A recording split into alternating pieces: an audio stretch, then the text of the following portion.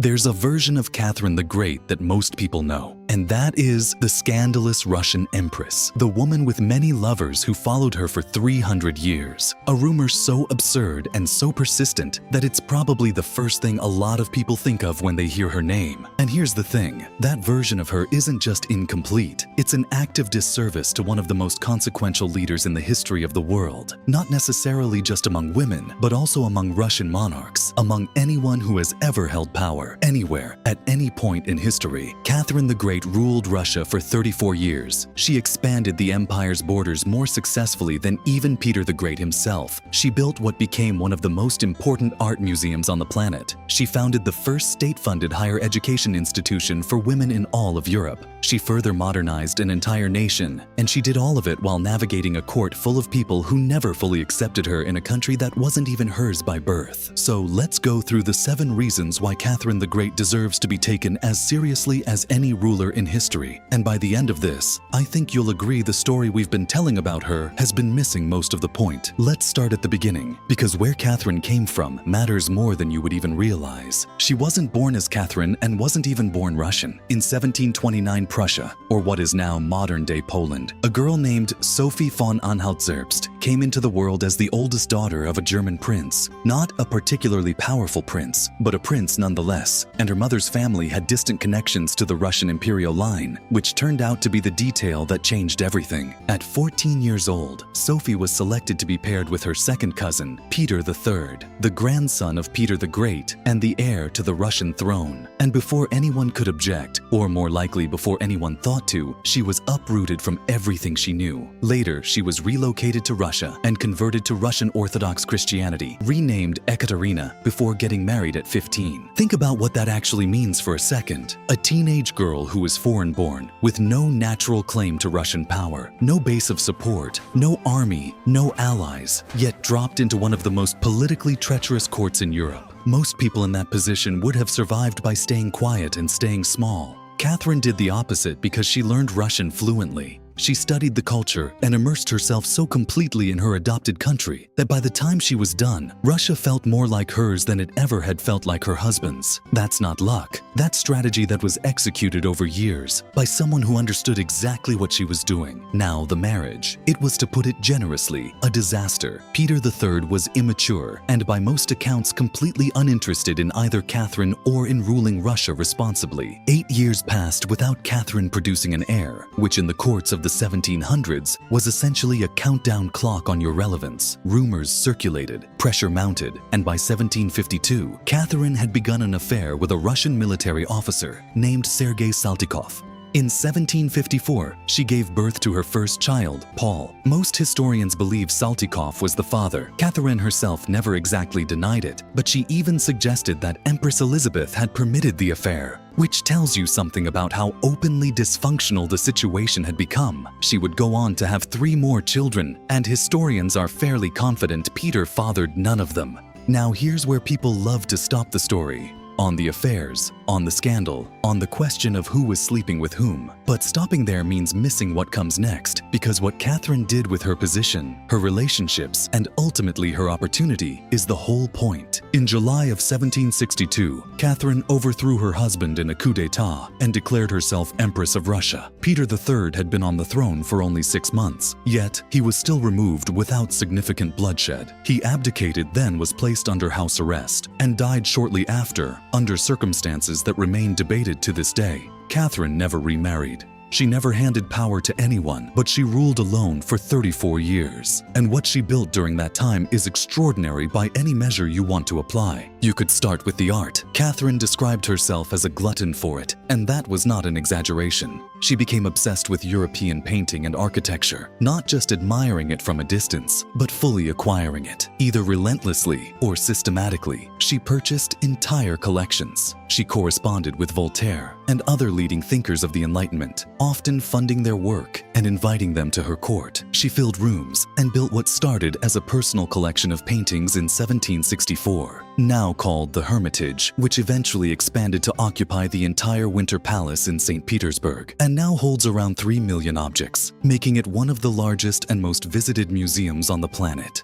Think about that for a second. One woman's personal art collection became one of the world's greatest museums. That's not just a small achievement, that's a legacy that millions of people interact with every single year without necessarily connecting it back to her. But the art was just one part of something larger. Catherine genuinely believed in the Enlightenment, the European intellectual movement that championed reason and individual rights. She didn't just read about it, she actually tried to implement it. She restructured the Russian state, issuing legislation to create administrative uniformity across an empire that was almost incomprehensibly vast. She had urban blueprints drawn up for town centers across the country, standardizing what Russian cities would look like for generations. She brought Russia, which is a nation that had long existed at the cultural edges of European consciousness, into the center of it. And then there's the Smolny Institute. In 1764, Catherine established the Smolny Institute for Noble Maidens in St. Petersburg. It was the first state-financed higher education institution for women in all of Europe, not just Russia or Europe. She didn't invent the concept of educating women, but she put government money and government authority behind it at a time when no other European government had done so. She believed educated women made for a stronger society, and she acted on that belief with the full power of the throne behind her. Scholars who specialize in this period don't mince words about what she accomplished.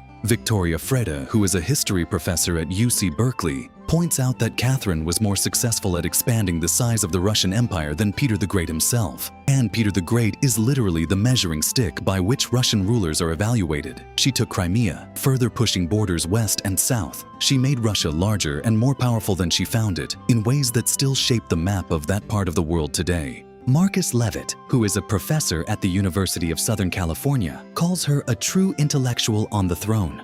In other words, someone genuinely embedded in Russia's cultural life who brought the country into European consciousness in a way that hadn't been done before. Calls her arguably the longest and most successful reign in Russian history. That's the actual assessment of the scholars who study her, not some made-up story. Catherine's record gets even more complicated. The serfdom question is the one historians keep coming back to, and it deserves more than a quick mention. In 18th century Russia, serfs weren't bound to land the way they had been in medieval Europe. They were bound to their owners, which, through any honest lens functions, a lot like slavery. Catherine made some moves to address this. She signed legislation limiting the practice, later writing a 1775 manifesto, specifically prohibiting former serfs who had been freed from being forced back into serfdom. She talked about Enlightenment values of human dignity. She corresponded with philosophers who championed individual liberty. And then, she also limited the freedoms of many peasants. She gave away state-owned peasants to become private serfs. When Pugachev's rebellion broke out between 1773 and 1775, started by a massive uprising of peasants and Cossacks led by Yemelyan Pugachev, who promised serfs land and freedom, but Catherine crushed it. By late 1774, somewhere between 9,000 and 10,000 rebels were dead. So the honest answer to the serfdom question is, she saw the problem clearly, she talked about the problem intelligently, and she ultimately didn't fix it. Whether that's hypocrisy, political pragmatism, or the limitation of what any single ruler can do within an entrenched system is something historians still debate. What's clear is that it's the part of her legacy that carries the most weight for the people whose lives it affected most, the serfs themselves, who never got the freedom she sometimes suggested they deserved. That tension between the modernizing, Enlightenment-embracing empress and the ruler who maintained and in some ways deepened social inequality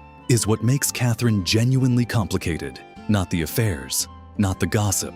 The real contradiction at the heart of her reign is the gap between what she believed and what she was willing to do.